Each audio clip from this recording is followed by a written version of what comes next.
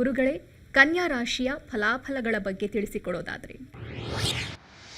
ಅಮ್ಮ, ಶ್ರಮದಿಂದ ಸಾಧನೆ, ಉದ್ಯೋಗದಲ್ಲಿ ವ್ಯಾಪಾರದಲ್ಲಿ ಹೊಸ ಕಲಿಕೆ, ಹಣಕಾಸು ಲೆಕ್ಕಪತ್ರದಲ್ಲಿ ಸ್ವಲ್ಪ ಎಚ್ಚರಿಕೆ ವಹಿಸ್ಕೋಬೇಕು. ಪತ್ರಗಳು ಮನೆಯದು ಡಾಕ್ಯುಮೆಂಟ್ಸು ಸ್ವಲ್ಪ ಹುಷಾರಾಗಿ ಇಟ್ಕೋಬೇಕು. ಇವರು ಕುಟುಂಬದಲ್ಲಿ ಸಹೋದರರ ಸಹಾಯ, ಆರೋಗ್ಯ, ಸ್ವಲ್ಪ ಚರ್ಮದ ಸಮಸ್ಯೆ, ಇವರ ಆರೋಗ್ಯದ ಬಗ್ಗೆ ನೀವು ಕೇಳಿದ್ರೆ ಅವಾಗಲೇ ಚರ್ಮದ ಸಮಸ್ಯೆಗೆ ಬರ್ತಕ್ಕಂಥವರು, ಇವರಿಗೆ ಈ ಸಮಸ್ಯೆ ಬರ್ತಕ್ಕಂಥದ್ದು ಸ್ವಲ್ಪ ಹುಷಾರಾಗಿರಬೇಕು.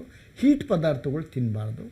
ನೋಡಿ, 1ನೇ ಚಂದ್ರ ದೇಹ ಸೌಖ್ಯ, 6ರಲ್ಲಿ ಬುಧ ದ್ರವ್ಯ ಲಾಭ, 6ರಲ್ಲಿ ರಾಹು ಲಕ್ಷ್ಮೀಕರ, 8ರಲ್ಲಿ ರವಿ ಸ್ಥಾನ ಚಲನೆ, 7ರಲ್ಲಿ ಕುಜ ಭಯ ಕಲಹ. ನೋಡಿ, ಸುಬ್ರಹ್ಮಣ್ಯ ಮತ್ತು ಲಕ್ಷ್ಮೀ ನರಸಿಂಹನಿವರು ಕುಜ ಕೆಟ್ಟೋನಾಗಿರೋದ್ರಿಂದ ಆರಾಧನೆ ಮಾಡ್ಕೋಬೇಕು ಅವರು ಆ ದೇವ್ರನ್ನ.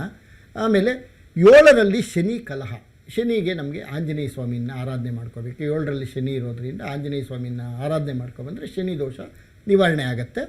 ಮತ್ತು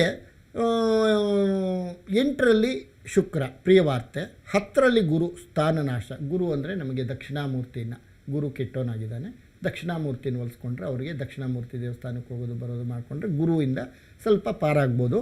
ಸ್ಥಾನನಾಶ. 12ರಲ್ಲಿ ಕೇತು ಶತ್ರುಭಯ. ಇದಕ್ಕೆ ಕೇತುಗೆ ಗಣಪತಿನ ಆರಾಧನೆ ಮಾಡ್ಕೋಬೇಕು. ಗಣಪತಿಗೆ ಗರ್ಕೆ ಕೊಟ್ಕೊಂಡು ಈ ಗ್ರಹಗತಿಗಳಿದ್ದಾಗ ಆ ಗಣಪತಿನ ಗರ್ಕೆ ಕೊಟ್ಟು ಸಂಕಷ್ಟ ಚತುರ್ಥಿ ವ್ರತ ಬರುತ್ತಲ್ಲ, ಅವಾಗ ಹೋಗಿ ದೇವಸ್ಥಾನ ದರ್ಶನ ಮಾಡ್ಕೊಂಡು ಬರ್ತಾಯಿದ್ರೆ ಕೇತು ದೋಷ ನಿವಾರಣೆ ಆಗುತ್ತೆ. 9 ಗ್ರಹಗಳು ಕೂಡ ಶಾಂತಿ ಇರುತ್ತಮ್ಮ. ಇವರಿಗೆ ಒಳ್ಳೆ ಫಲನೇ ಅಂತಲೇ ಹೇಳ್ಬೋದು, ಯುಗಾದಿ ಫಲ.